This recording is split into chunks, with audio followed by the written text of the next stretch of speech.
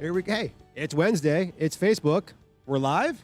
I think. Are we live? I am. We're live. We're both live. And welcome to the Wednesday Coaches Chat Facebook Live. Hello, Coach Roberto. How are you doing today? I'm doing well. The weather's awesome. So it looks like we had like a week or two of spring and went directly to summer, at least this week. So for those of you who've been watching this for years, so who know me, I know summer is by far my favorite season. I love this weather. We're both rocking shorts, so you can't tell maybe. I'm not sure what the camera angle is, but yeah, I'm doing really well. Coach Steve out there, shout out to him. He says you cannot tell, so yeah, I'm happy. It's a good day. We have AJ. How are you doing? I'm doing fantastic. It is Wednesday. This is maybe a little warm for me in terms of running weather. But yeah, you're wearing a jacket. Yeah, I know I'm wearing a jacket, but I had to represent. But it's a beautiful day out there in New York City. Hopefully it's nice where you are, runners. We always like to hear where you're listening from. I always like to think we get somebody from wherever in the world. We have Australia, Japan, always in Europe or South America. Let us know, drop in where you're listening from. A lot of you probably are training for upcoming events or races out there. Drop your questions in the chat as well. Hopefully we'll help you out with that. Hopefully no one has any injury questions, but if you do, we understand. We'll give you as much advice as we're safe giving. But again, give those shout outs, give those questions we're going through. But I know we've got a lot of stuff coming up. I think the RBC race for the kids 4-miler is coming up on the 23rd. Bibs and shirts are ready to come down, so come on down to the Run Center and grab that. And I think on April 30th, we have the Shape Women's Half Marathon, which you were kind of questioning a second ago, but I think we do have the Shape Women's Half Marathon. Yeah, I was just saying, and I wouldn't say agree to disagree, but it's just, I believe in previous years, I thought it was around just after the Boston Marathon, which is obviously is coming up on Monday. Yep. So yeah, sometimes my pre-pandemic and post-pandemic brain gets switched off a bit, but yeah, we got two great races coming up. Yeah. And then, as I said, we also have, well, not us, but like the running community. We could be remiss to not shout out. We got Boston coming up on Monday. A lot of people are group training for that and tapering right now. And then the week after that, we have the London Marathon, which our friend and colleague, Coach Steve, is going to be doing that. He's going to be out there. He's going to be pacing the world record pace, I think. I think he's trying to go, yeah. 150. He's only sub 2, right? Yeah, for the first 10 meters or so. But yeah, a lot of races coming up. So yeah, let us know what races you're training for. And as Coach Ben said, where you're watching from. We had some people over here earlier from Barcelona and Finland. Granted, Barcelona, they live, of course. Yeah, well, I mean, granted, they live here and we know them, but they represent. They're still here at the Run Center, going out for runs, enjoying the weather. So yeah. Well, Coach Roberto with a Barcelona shout out, a whopping 4 minutes into the chat. Shocking, folks. Shocking. Yeah, well, best city in the world. What can I say? New York is second. But I know, again, we're training out there. Always, runners, if you are training for Boston and London, you're probably in your taper. If you have the RBC Brooklyn Half coming up, that's coming up in May as well. Or maybe you're thinking down the road to maybe a late spring or early fall marathon, and the TCS New York City Marathon is a scant, 6 months away? 7? Hashtag math, I have no idea. Yeah, it's April math? And 7 is 11, yeah. We'll agree to disagree. 7 months away. That's math. There's no disagreeing there. So hopefully you're not training just yet for that one. Maybe you're getting the habit of running out there. But again, always runners ask us about the long run. That's a key component to your training cycle for your distance races, your halves, your fulls. Yeah, runners are always asking questions. Should I do this? Shouldn't I do that? Always questions about the long run, where you are. Maybe you're new to long distance racing and trying to figure out how that fits into your overall training vibe and the schedule that you have.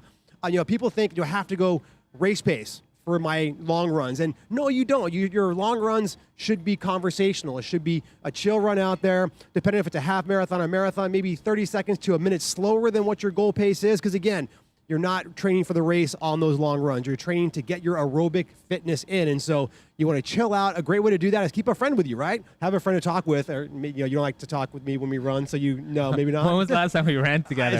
It's been a few weeks. It's been a few weeks. Yeah, and I feel like when we run, we talk a lot. We do. So it doesn't matter if it's a long run or not. But yeah, I mean, one thing I will say about the long run is this giant like almost elephant in the room when people are starting to train. And long run is also relative. If you're training for a half marathon, your long run might only get up to maybe 10 miles, which is enough.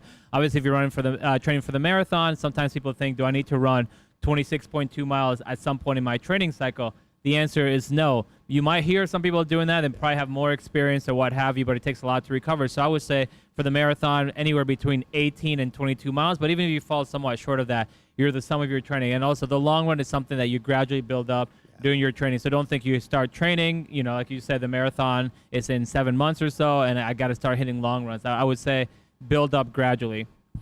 And it's so smart because, again, if you go out too soon, do too much too early, that's a road to injury. And that's what we don't want. Also to burnout. One of the things the coaches here we talk about is when should you start? You want to look down the road. You don't want to be starting today to train for your marathons if it isn't 7 months away. not 6 months away, 7 months away. For you, it could be 6 months. We'll be make an 6 exception. Yeah, you're running the Chicago Marathon, I guess. You know what? Get out there, run the race you want to, train the race that you want to go for, folks. Again, also we think about when you're out there doing your long runs, like Roberto alluded to, depending if it's a half marathon, a full marathon, your body only has so much fuel on board to go through. So when people think about, do I have to eat on my long runs? Some people don't. They say, I can't eat. I haven't, I'm not comfortable eating when I run or drinking when I run. It is so key, especially if you're running in the summer months here in the Northeast where it's going to be hot, it's going to be humid out there. You've got to keep the fueling. Plus, you never know, you're going to need that on race day as well. You need to train your gut. Part of your training is learning how to ingest, digest, and use the fuel to keep yourself going. So if you're not eating or you're not drinking, I was actually talking with a runner a while ago. They were saying, I can't eat or drink. It upsets the stomach when I run.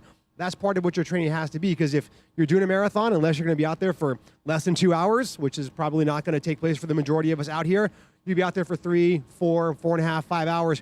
You simply don't have enough onboard fuel to go for that. So you need to train that to go through, because if you don't, you will run out of fuel, you'll bonk, whatever you want to call it. And then it's a long day of walking to get yourself into the finish line. That's not a good race experience. So part of that training is, physical as well as, your emotional, your mental state, but also training your gut to digest what you need to use that fuel as you get out. And clothing is kind of important too, right, Roberto? Yeah, clothing for sure. Regardless of the time of year, obviously, we're in warm weather this week and probably heading that direction given the spring season and summer. So, I would say wear light color clothing. So there's that kind of, if you're wearing something like a black shirt or a black t-shirt, especially something like this that's cotton, is going to absorb a lot of the sweat and keep it on you. So it's going to get heavy. But on top of that, it's going to make you hotter. So wear light tech fabric material, wicks away the moisture. Also, sometimes people like to wear a visor. I don't really. I like to feel the wind going through my hair. Same with Coach Ben. Always. Yeah. I feel so much is gone. Yeah. He gets very aerodynamic. But yeah, so, and also maybe pour some water over your head. So when you're wearing that moisture wicking material, it's, again, going to take it away from you. And I would say shorts. I like to wear shorts almost year round, but obviously in the spring and summer season, keeps my legs cooler, looks cooler, feels cooler. I like to look good, feel good, run well. So, keeping the grammar going. Definitely, runners. It is important to get and train in what you plan to race in. You want to be prepared for that. You want to break those clothes in. People say, we always say as coaches, nothing new on race day. So I said it twice this last week actually to somebody. So again, always be training what you want to race in. Get used to that information that's good out there. And also, people always think about, do I have to catch up? If I miss a long run, do I have to catch up? And I think one of the sayings that Roberto has gotten back to years over years, hopefully I can get it correctly, it's you'd rather be 10 miles undertrained than 1 mile overtrained. Did I get it right? I'll sign off on that, yeah. Signed off. It only took a few years, but yeah. Yeah, see, I'm well trained at this point, folks. But yeah, I don't think you have to catch up. If you miss a long run, yes, it's not ideal, but it's not the end of the world. If everybody's training cycle went the way they wanted to, we'd all be out there getting our PRs regardless of the conditions, regardless of the day. Things happen. This is not our job. We don't, we get to do this because we love to do it. So remember that. Don't lose the joy in the moment, right? You want to make sure that you're out there doing what you enjoy, and life does get in the way. Things happen. It's okay. If you have to shuffle your schedule around to make time, to make work, that's part of what this is. So, don't think you have to cram in a long run back to back. That's always a bad idea. Don't think you have to go more this week because you missed last week's run. Stay within where you are because, again, you're only injured, right, Roberto? Yeah, exactly. And as I've said before, you're the sum of your training. So, most people, and I said it myself, 18 to 22 miles, it's kind of like the range for a long run if you're training for the marathon. But some people get to the marathon only running up to 17 miles or 16 miles or what have you. So you are the sum of your training. And also, unless you're more or less Kipchoge, as the only one I keep hearing about, nobody basically ever has a flawless training cycle, meaning from day one, whether you're 5 months out, 4 months out, what have you, until race day or taper period, you nail all the workouts how you're hoping to nail them. You don't have any days off, on any unplanned days off, any niggles, and you're like, life happens to everybody, especially those of us who are not professionals. So we have work-life balance to manage, family, things like that. So you're the sum of your training. Don't try to make up for a missed long run. Just focus on recovery and maybe making the most out of the upcoming long run. And again, you're constantly building up. Maybe you have a high week, a low week, but you are gradually building up. So if you miss one long run, it shouldn't be the end of your training cycle. I was actually just talking to a runner last night. You talk to a lot of runners. Go on. It happens every now and then. I was chatting with him, and they were saying that they're getting ready for the Jersey City full, which I believe is the same day as London, so the 23rd. Yep. And they were very excited. But I asked them how their training was going. So they were like, "Oh, I probably could have done a bit more. I got more out of it." And I was like, could you? I mean, you did all the runs, right? It's like, yeah, I did all the runs. Maybe my long runs weren't quite what I wanted them to be. And I kind of questioned it. I was like, but you got all the work in. You did what you're supposed to do in the moment where you were. And I kind of gave a pause to think about that because, as you said, you are the sum of the training. It's like in the moment, you did what you could do. Maybe hindsight's always, you look back, I could have done more. I could have gone harder here or done an extra 10 minutes there. But in reality, you did what you were supposed to do in that moment. So don't look back at what could have been or what would have been in your training. Move forward from where you are. It's the best place to be. But I think we have some questions and some shout outs. Yes. So we will give a slight pause. I think we have a jingle and some hold music. AJ, go for it.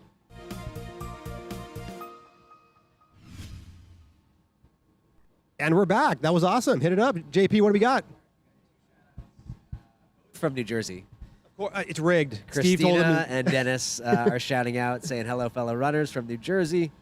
All right, and our first question is from Aaron. What is the minimum distance that one should supplement with a goo or a gummy? Minimum distance that one should supplement a goo for a gummy. I'll take a quick stab at it and then have Ben chime in. But I would say go by minutes versus miles. That's what we always say when we're doing these course strategies for our marathon and other marquee events, meaning 13 miles or longer. So I would say go by minutes because if I say 4 miles, maybe that makes sense physiologically speaking, but your first 4 miles might not take the same distance, the same amount of time as the next 4 or the 4 after that, or there have you because you're slowing down. So if you say I'm going to do every 30 or 35 minutes, you can easily stick to that schedule, and it's going to be consistent regardless of how much longer you have to run or how fast you're running. And also, and this is where your long run comes into play, right? Because you have the goo, you're training, you're figuring out when you're supposed to take them. This is part of what those long runs is. As I like, it's a puzzle. You're putting the pieces down to determine what's going to work for you on race day. So when your training runs, maybe 1 week try every 30 minutes, then try 40 minutes, then try 45. As you get longer, you'll figure out, is spacing them out too far? Am I losing fuel at a point where I can't stay on top of it? Or, okay, every 35 minutes worked out really well for me, because then on race day, okay, stick to the plan. I know what I'm going to do and change with that. But try those on your long run. That'll be your best gauge of what's going to work for you. What you need before, during your long runs. All right, our next question is from Edel. What kind of food should you supplement after long runs? Oh, after your long runs, this is where the muscle repair. This is where you want to dive into that protein. Before it's a lot of carbs, a little bit of protein before your long runs to get your body, get that storage up. When you're done, now is time to recover. The repair starts immediately, so you want to start getting the proteins in. It's easy to get sucked in. I mean, I am like that. I like to go get like a fast stack of pancakes and some French toast. It's good, but you want to get something good in the proteins. Think about your eggs. Bacon's good if you're a meat eater. There's yogurts, different kind of things. But get the protein in, because the recovery starts the minute that long run's done. Yeah, I'm a big fan of chocolate milk. That's always been like the right blends of carbs and fats, and yeah, so like chocolate milk, and it could be relatively speaking generic. Obviously, if you're lactose intolerant, something else. But I've always liked chocolate milk. I would come in back from a run, especially in the warmer months, open the fridge, nice cold chocolate milk. But yeah, as Coach Ben said, it starts the minute you finish a race or the minute you finish your training run, your long run, what have you. So that means within that first 30 minutes, your body is optimized to take in carbs and start to repair the micro tears. So try not to wait too long. I know I've been guilty of that in the past. We've all have. Sometimes like I'm going to take a shower, and then I'm going to take a nap, and then later on it's like, now I'm going to start fueling, and it's like, it's a bit too late, but it's better to do it than not, but try to do it within that first 30 minutes. Perfect. What else you got, John? All right, another question from Roslyn. How do I prevent overpacing? I hold out on speed and sprint at the end with leftover gas in the tank. I love the terminology, like speed, gas in the tank, overspeed.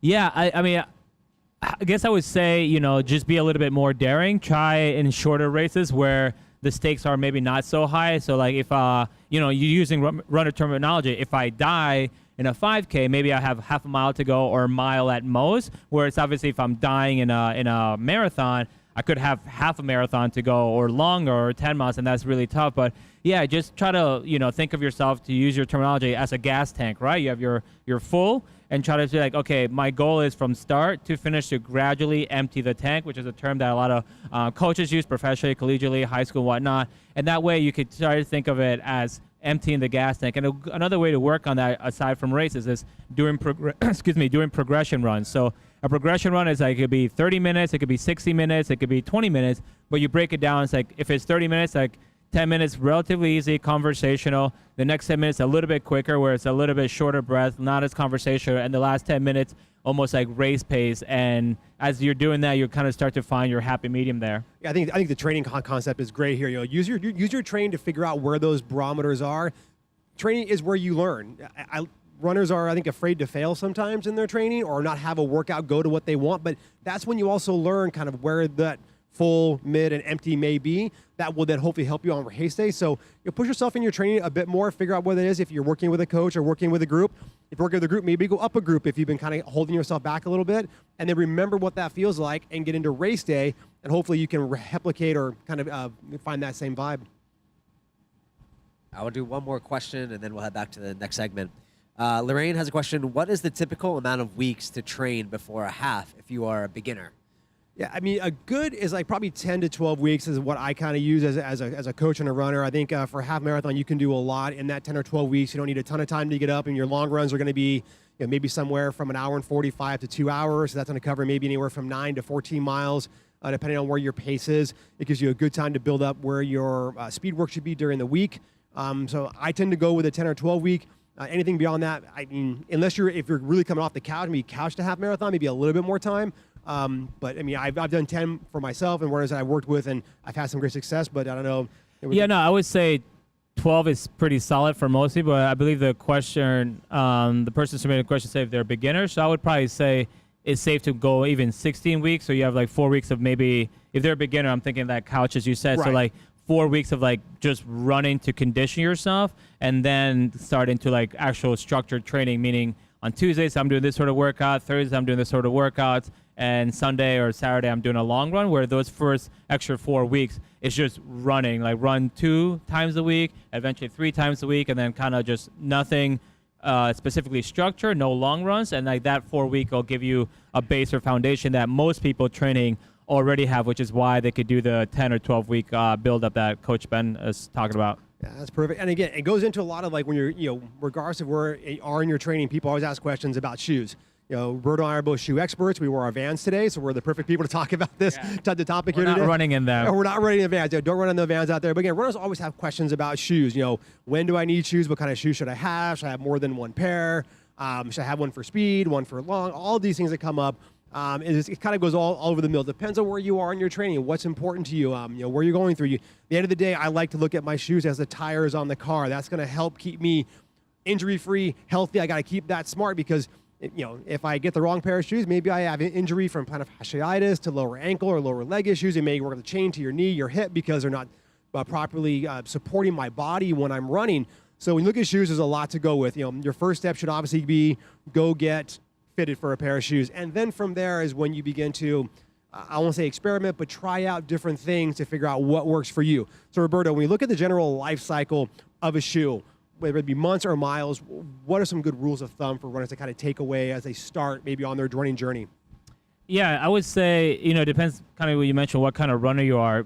If you're a fairly consistent runner, I would go by miles. So one thing you could do is just write down the date on the side of the shoe, or maybe on the shoe box if you don't want to write it on your shoe, of when you got the shoe, and you know that you run 3 times a week, 4 times a week, what have you, and you say, okay, at this rate, I'm running 40 miles a week. You could kind of do the math that Coach Ben, does not like to do, and you figure out, okay, when I get somewhere between 300 and 500 miles, I should start to really pay attention. Another cool thing that I like, and shout out to our friends at Strava, because I just got this notification yesterday, is you put in your shoe there. Okay. Well, Yeah. I do that, but I haven't got notification. Really? I may not have my push notification. This is interesting. Oh, yeah. So, like, I get it I don't know, and I don't run as much as I used to, but I just got it the other day, and I love to ignore it because actually on Strava, you could put in whenever you get a brand new pair of shoes, and you could put the shoe, the make, the model, what have you. So, like, I put in a New Balance whatever, for example, and it will say, hey, it looks like, congratulations, you've just hit 500 miles or what have you. It looks like you should get a brand new pair of shoes, and it's great. Again, if you use a platform like Strava, it'll do that. Other people maybe use other platforms or just a running log. I'm old school. I used to just write it down in a notebook, and I would be like, okay, I've been running for 3 months. I know I'm running 100 miles a week. That's 4 weeks a month. That's 400 miles. 4 times 3, 1,200 miles. So, like, obviously, I wouldn't go 3 months. But now that I'm running 20 at best on a given, I know I could go longer by months. So go by months or miles. But the important thing is keeping track of when you got the shoes, when you started running, and how long you've been running in them. A running log by hand. You use like an abacus to like do the math as well? With the math, the way you do math, I think that's where you're stuck. But yeah, no, all over. I mean, not my house, not somewhere in storage around the world. I got loads of, because I started in high school. So from 96, I'm dating myself, all the way to 2016 when I retired. So that's 20 plus years of or is that 30? Yeah, I'm not doing the math now. Yeah, I'm not a mathlete today. It's become contagious, but it's many decades of yeah. And I always used to think before I had kids, like someday my kids will stumble across its running logs, and it's like I wrote so much detail, and I'm sure our friend John Phillips here, who's a fantastic runner in his own right, you know, back in the day he kept a log, and it's like you write so much detail, and like it's helpful to go back and look at it, regardless of what sort of runner you are. But now I think like, man, I'm not sure my kids will ever care to go and be like, on January 31st, I don't know, 2009, Papa did not enjoy his long run because it was bloody windy up on Magnolia Trail in Boulder, Colorado, you know? But like I would write like a whole entry like, but you know, it's good. But those training logs are so important. I mean, I think the founder of New York Road Runners, Ted Corbett, kept pretty copious notes on his training. He ran a lot. Yeah, I mean, talking about changing shoes out on the regular, that man was going through a lot of shoes. I mean, but then again, you know, it wasn't a big deal. But yeah, those training logs are so key to keep the information. And obviously in today's world, we have so many different apps and different things. It's interesting about the Strava because that's where I keep track of my shoes is in there. I have a few pairs that I go through, and I use that as a way to gauge where I'm at, because when you're rotating pairs of shoes, you want to make sure you know what shoes I use what day, because you may be going through different ones. But also, it's also looking at the wear and tear on your shoes. You turn your shoe over. I'm an outside heel striker, so I know as that begins to wear out more, I know the shoes are getting to a point where they probably need to be replaced. I won't say regardless of mileage or time, but it's helping you understand that you're going through faster. Maybe I'm wearing those shoes more because maybe my goals at that time, I'm wearing these shoes more on the regular than maybe another pair that I have.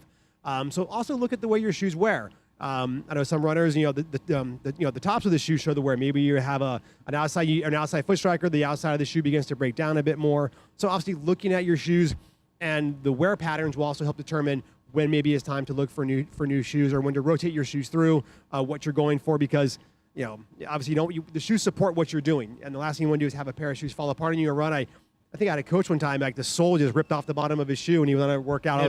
Mid-run. The shoes he also needs flapping around. That's called blowing a tire. He blew a tire, and there was no pit stop, unfortunately, on this course, so he had to kind of work through it. But yeah, keep tabs on your shoes, what you're doing out there, because those keep you going out there. We'll also talk about in the summer months, I sweat a lot when I run, so I tend to find that my shoes go through, and the absorption on your shoe. Someone asked earlier about rotating your shoes through. It's not ideal for everybody because running shoes are not cheap. They do cost money. So Roberto, when you're looking at training, do you like to have pairs of shoes for shorter workouts, longer workouts, or do you prefer at certain times of the year just to rotate through a pair of shoes to keep maybe them fresh so that they can last a little bit longer? Yeah, I think for me, I personally have always enjoyed having multiple pairs, and I was fortunate enough to having run professional. I used to have like just loads of them. Now it's not the same case, but I have a pair that I use only for trail running, and they have a little bit more an aggressive sole to them, so I wouldn't feel that comfortable running on the roads with them. So those are for trails, and I don't run trails every day, but every time I run, I try to go out to the trails. I start a few times a week. And then I have a pair of shoes that are strictly for road. And then, so there's those two that I cycle, and then I have another pair that are just neutral. I could use them on any kind of terrain, and if I'm going to be doing a longer workout. But I also, within those three pairs, I know which one feels more comfortable for a long run on the road, long run on the trails. So I cycle between 2 or 3 pairs of shoes, and that really just helps keep my foot healthy. And the other thing I was going to say, what we were talking about earlier, is if you ever are wondering, like, is your shoe flat or dead, if you will, come to go to a running specialty store, or, you could come here if you're local, because if you're wearing the exact same shoe and you put on a brand new model, you'll see the difference is night and day. You're like, wow, this has a little bit more cushion, and that's like the best way sometimes to really tell, because after several miles or hundreds of miles in a pair of shoe, the footbed is already molded to your foot. The cushioning is kind of like not eroded, but it's a little bit more compressed. So you can't really tell the difference because you're putting your foot in both shoes. But when you do that, okay, this is a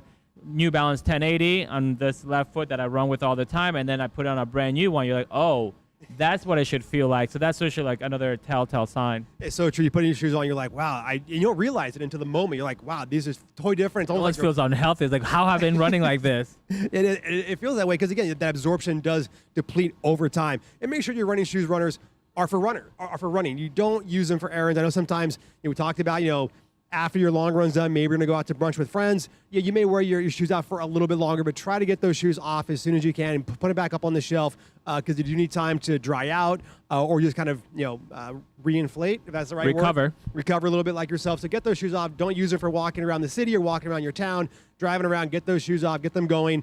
Air them out a little bit if you need to because it's very important that you don't overuse them because those are for your running. You want to keep those going. Have them ready. I think the last thing is important is as you look at the wear and tear on your shoes, runners always say, oh my gosh, I should have gotten the new pair of shoes 2 weeks ago because my race is in 3 weeks. Try to map out where your shoes are. I think sometimes runners, they look late in the game like, if obviously it's the same shoe or the same model, you could be okay, but obviously in marathon training or distance training, I like to get at least 1 to 2 long runs in a pair of shoes before I get onto the race line. So always keep tabs on the shoes. And Roberto said if you're using the tracking devices, whether it be the old school running logs, online, map out, okay, I'm going to be at 200 miles or 300 miles on race day. Do I want to get a new pair of shoes earlier than maybe I would have if you have the ability to do so that you can maybe get a couple of workouts, a couple of runs in there so you can make sure you have a fresh pair of shoes on race day. Hopefully give you that final time that you want.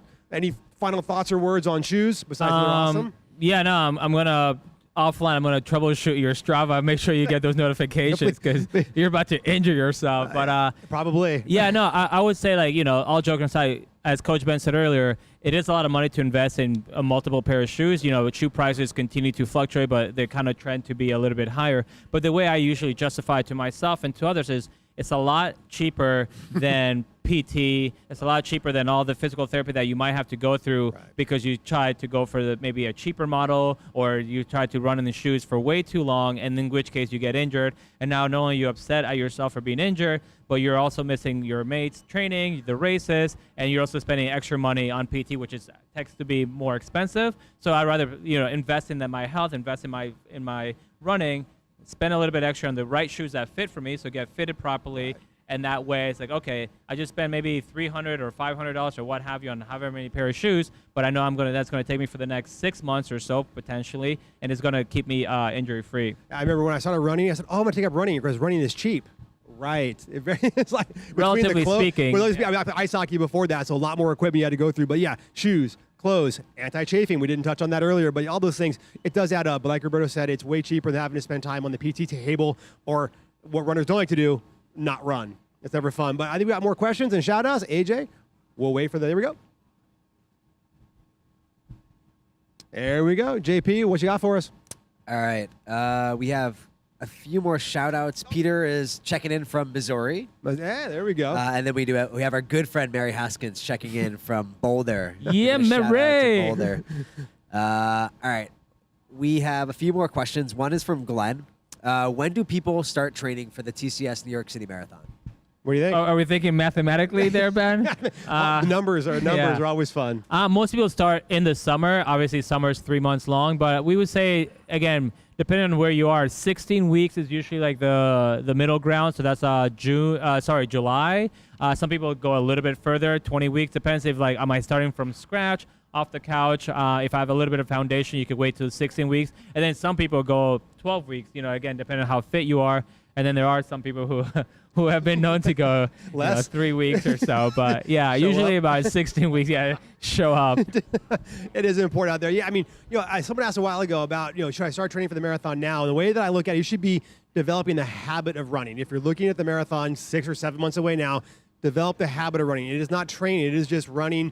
Find the enjoyment. Actually, June 26th is 20 weeks out from the TCS New York City Marathon. I was talking with one of our colleagues today about that. So, yeah, 20 weeks out. I believe 16 would be 4 weeks less than that. I'll try to do the math. I want to say it's July 17th, maybe? July 20th? 16th. There we go. Even better. Is that July 16th? There we go. I looked it up yesterday. You looked it up. There we go. That shit, I think, is when our session for GT starts. So keep those in mind. But, give yourself the time that you need. As Roberto said, if you're doing 20 weeks, those first 4 weeks are probably good for base building out there. It's a long time, 20 weeks, 16 weeks, 12 weeks. It will test you. So be kind to yourself however long you do it, runners. It will move you. In many ways. you guys talked a little bit about this, but maybe a quick version. But Zach wanted to know, would love to learn about the importance of changing running shoes for longer versus shorter runs. Sure. Shout out to our colleague Zach, because we answered that offline. Is he actually back here? Is he asking the question behind the guy? Is he, yeah. He's back? Shout out to John for knowing his coworkers as well. And real quick, it's important to rotate your shoes for the reasons we mentioned before. But just to recap it, your shoes need recovery time, just like your muscles, just like yourselves. So each shoe has different cushioning technology, and that takes sometimes 12 to maybe 24 hours. So if you're running 5 days a week or more, every day, obviously, you're running the same shoe over and over and over. So like the cushion is going to be less effective. It's going to recover less. So if you're rotating between two shoes, you're going to give that time to recover. And also, it could be what your race goal is also. I know when I was doing considered 10K training back in 2019, I did look for lighter weight shoe, a little bit more spring back, give me some more speed, because my trainers were good for my weekends when I had my long runs, but during the week I really wanted to figure out a shoe that was going to work for me on race day. So I looked at that specifically because that was my goal. That's what I was going for. So whether it's two of the same pair of shoes to rotate through, or maybe a speed shoe and a long distance shoe, you really look at what your goals are and find out what's best for you. That was a pre-submitted question, by the way. Oh yeah, and then he came offline and asked us. We're doing it live. This is Facebook Live, straight from the source. Yeah. Smart. All right, this is our last question from Sid. What type of workout do you recommend for a race on a hilly course such as the RBC Brooklyn Half? That's it. I didn't think the RBC Brooklyn Half is particularly hilly, but workout-wise, just incorporate hills into your long run. So it doesn't mean like you have to make it the hilliest long run, but like make sure you train on the sort of terrain. So for the RBC Brooklyn Half, you could look at the elevation profile and kind of emulate that. Again, I would say if you're in Brooklyn, try to run a lot of your long runs coming in or out of Prospect Park. If you're here local in Manhattan, Central Park has it all. Just running Central Park, you're going to get ready for any kind of race, even if it's a flat race. And then, yes, maybe do some workouts that are actually hill training workouts. So you could do workouts where I'm going to use Central Park because it's known to a lot of people and it's local here. But you could do a workout where, like, let's say I'm going to start on 72nd Street transfers. I'm going to do Cat Hill repeats. So, go up and down, full recovery, come down. You could do that. Or you could kind of do a continuous loop of the 72nd Street transfers all the way up to 106 and just kind of do that loop over and over. You're going to get the Cat Hill as a good hill. You're going to get a lot of flat on the East Drive. You're going to get a downhill on the 102nd Street transfers, and you're going to get some hills on the Three Sisters, and then back downhill basically to the 72nd Street transfers, make a left, and kind of just repeat that again. You could break that down in multiple loops with recovery, or you could just do continuous loops. But that's a good workout that's going to get you ready for literally any race, but specifically the Brooklyn Half. Does Strava have like a map of that course you described? Because I was totally 72nd half, 106. I was confused. Yeah, Strava does. If you have a question, leave them in the comments. Yeah, you don't know what technology is. You don't know math or technology. I got nothing. Yeah, as Roberto touched on, having course knowledge is going to help in training for what you're going for. I know a lot of runners are getting ready for Boston coming up on Hyundai. So knowing that course and training for the course. I got the 5K. I'm not doing the marathon. I mean, it's still in Boston. It's still in Boston. I'm just doing the 5K out there. Maybe doing the 5K. Look us up. Have a good time out there. Should be a good day. I think actually the weather on Saturday, again, looks great. I think even marathon day looks great as well. But hills, you can never go wrong with hills. I mean, I don't care what the course you're running. Hills are good. It builds the strength, builds the quads, works on your turnover, your running form. So even if you are looking at RBC as maybe a target race, as Roberto said, Prospect Park is great, but you got a 10K flat on Ocean to just turn the wheels over. The hill workout you did builds the strength going up there. But I think no more questions, John. Are we wrapping up? That's just wrap it up. So we're going to go to the ever-popular bell lap, AJ. Ding, ding, ding. There we go, bell lap. Running and racing etiquette, Roberto. In a minute or less, there's all kinds of things to touch on. But obviously, when we come to race day in the corrals, runner etiquette, what kind of a quick summation, as we say there? Yeah, if you've never run before, especially our races, we have corrals. And when we have corrals, you'll say letter A, B, C, D, all the way back. And you want to really line up in your corral. You want to make sure you get in there early, not try to jump in last minute when the corrals are closed. And also, if you want to run with a friend of yours who's in a slower corral, like I'm corral A, Ben is corral D, let's say, you can move back to that corral. But if Ben wants to run with me as corral D, letter D, he can't move up. So just be mindful of that because we want to keep people from trampling each other, and we want to keep it orderly. So make sure you know which corral you're in. Get there with plenty of time to get in before it closes. And although you could always move back, but you can't move forward. And there are people there checking as well. They do check, and we've gone from math to the alphabet, I've noticed in today's chat with A, B, C, D. Last but not least, on the runner etiquette, when you're in the corral, be courteous. It's going to be crowded, runners. So anywhere you are, don't try to bob around somebody or push somebody out of the way. The race will open up. It'll help you talk about not going out too fast. We preach it as coaches. Take it in. It's okay. You're going to find your rhythm. You're going to find your stride wherever you are in your race. Be kind to the people around you because you never know. You may see them later in the race. They may pass you, or you may see them on the next race. But I think that's all we got for today, Robert. Any parting talk on this beautiful spring day for our runners out there? Maybe someone out there running Boston. I know maybe give a little bit of best of luck to everybody running Boston. We didn't cover course strategy for Boston, but if you've never run it before, it's a primarily downhill course. So make sure that you really don't go out too fast, as we always say. It's very easy to go out fast. You're excited. It's downhill primarily for the first 13 miles or so. So that also beats up your quads a lot. But hopefully by now you've tapered and you know about the course. So just really hold back. Make it a race of two halves because those hills towards the second half are no joke. I remember actually pre-pandemic, shout out to John Phillips, myself and he, we were there at the course around Heartbreak Hill, or we were in Boston College area. And we spent a couple hours there watching people, and like, you watch the pros go by, but even some of them were suffering because they had gone out too fast. And later on, we start to see pure carnage. So we don't want to see that out there. Don't go out too fast. Enjoy Boston. And then for those of you training for London, best of luck. I know you're in your taper. Shout out to Coach Steve again. And that's about it for my 2 cents. That's all out there, runners. I will be out there cheering on ComAv as you make your ride onto Hereford. So if I see you, I'll give you a shout out. I'll put you in the tracker. But have a great Wednesday. Have a great rest of your week. If we don't see you in Boston, maybe we'll see you on our next chat. Have a great day.